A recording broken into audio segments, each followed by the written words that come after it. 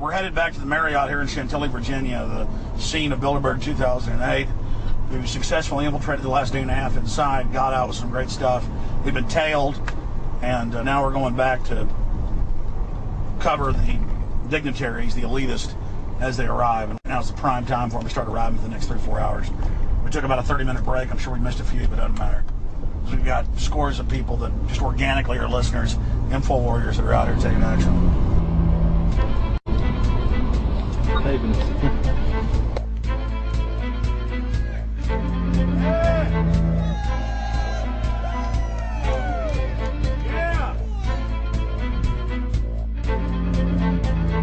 And we're going to be out here for the next 3 days while you try to chart the future of our destiny. We're taking our destiny back. You're not our gods or our masters.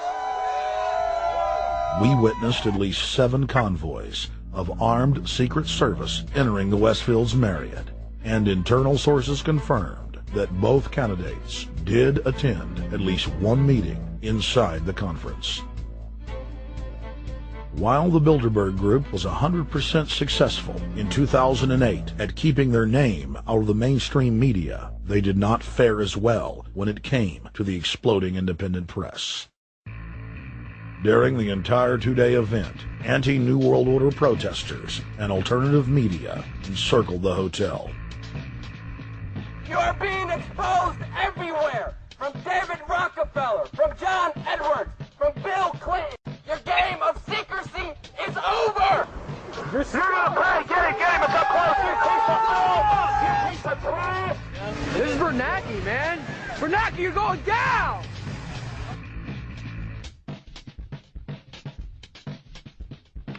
Obama, we know you're here, Obama. You cleared your schedule for the next 3 days. We know you're in Virginia. Arch criminals! New World Order scum! We are not your slave scum! Brave Americans came from all over the United States and bullhorned the main conference hall at close range as the global power brokers schemed inside. You are criminals! You control the central bank, you control the currency, and you're turning our beautiful country and world into a nightmare! The global elite are desperate to keep their organizational meetings a secret. They are keenly aware that if the population discovers that policy is being developed covertly by powerful special interest, the people will revolt. It is our duty to expose these criminals. It's a criminal act under federal law for federal officials to have private meetings to discuss world policy with non-federal workers.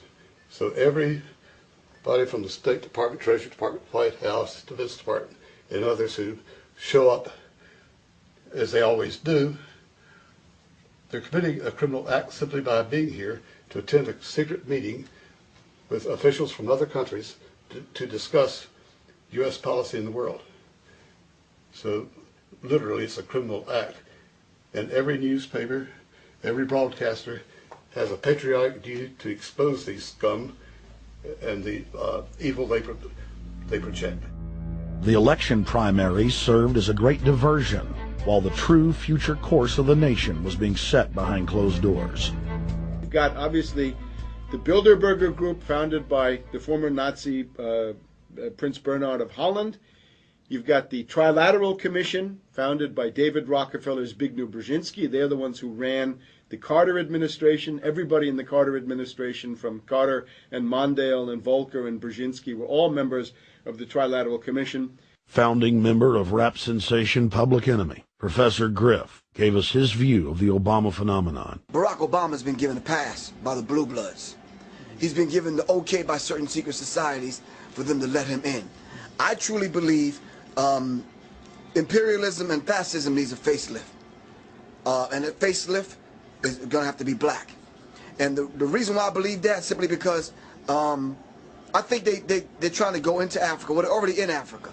But they want to totally control all the natural minerals that they're going to need to carry themselves into the 21st, 22nd, and 23rd centuries. You follow me? So I think they have to go through a phase of galvanizing the masses of dark-skinned people. that truly believe that change needs to come, but the change that they're talking about is not necessarily change for the better as far as the masses of the people. It's probably a better change for them. It's not going to change for us, the little man on the totem pole. And no one looks at the agenda. As long as he positions himself right, have the right tie on, have the right smile, repeats the slogans over and over and drives it home, the average American is just going to swallow it hook, line, and sinker. And we don't even know what the agenda is. Writing in his 1964 book, With No Apologies, Senator Barry Goldwater said, "The Trilateral Commission is intended to be the vehicle for multinational consolidation of the commercial and banking interest by seizing control of the political government of the United States. The Trilateral Commission represents a skillful, coordinated effort to seize control and consolidate the four centers of power: political, monetary, intellectual, and ecclesiastical. What the Trilateral Commission intends is to create a worldwide economic power superior to the political governments of the nation-states involved. As managers and creators of the system, they will rule the future." Bilderberg issues executive decisions and prime directives to its subdirectorates for implementation. The Trilateral Commission takes the Bilderberg Group agenda and executes it through regional roundtable groups throughout Europe, Asia, and the Americas. The Council on Foreign Relations serves as the managing roundtable group in the United States sector. The Council on Foreign Relations has dominated every administration since the days of FDR. The way in which they make policy and rule is that they are a polycentric oligarchical system. You have to be a finance oligarch. Remember, this is not a society ruled by generals, not by priests, not by bureaucrats, not by demagogues, none of those, but by bankers. Bankers rule, and the bankers set up these institutions. They set up things modeled on the Royal Institute for International Affairs, Chatham House, and the Milner Round Table of the period right after the Boer War, so even before World War I. You had the British setting up these round tables, institutes with publications and conferences, and this is how they make policy. Upon Obama's inauguration, members of the Bilderberg Group, Trilateral Commission, and CFR flooded into every position of power in the executive branch, replacing Trilateral Commission and CFR members who previously filled the positions during the Bush administration.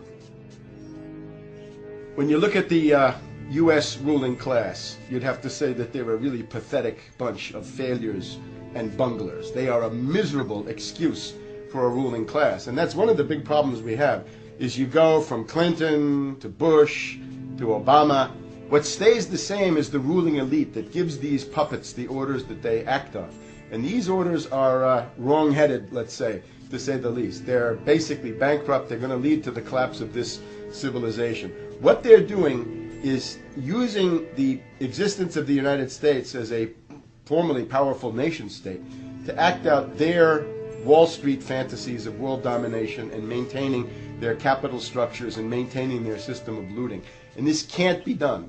So the basic question is, they've hijacked our country, and you got to take it back from them. You've got to drive Wall Street out of the government, and at that point you'd have a reasonable chance of getting back to prosperity and some kind of peace and order in international affairs. We had a chance to speak with economist and author George Humphrey. They have created a power elite, and we're not talking about the millionaire down the street. You can't even be a member of their club unless you're a multi-billionaire. And friends, this is not about rich versus poor. This is about a very, very small handful of the worst criminal element on this planet, manipulating and destroying the good people of this nation and of this world. About this Obama with change. Look at the people he's put in to mastermind the economic recovery. Larry Summers. I love it. Every time they talk about Larry Summers, he's always brilliant. He's another brilliant one. He's the one that helped dismantle the Glass-Steagall Act, the banking act that was put in place in the 1930s, so the banks couldn't become the banksters that they become.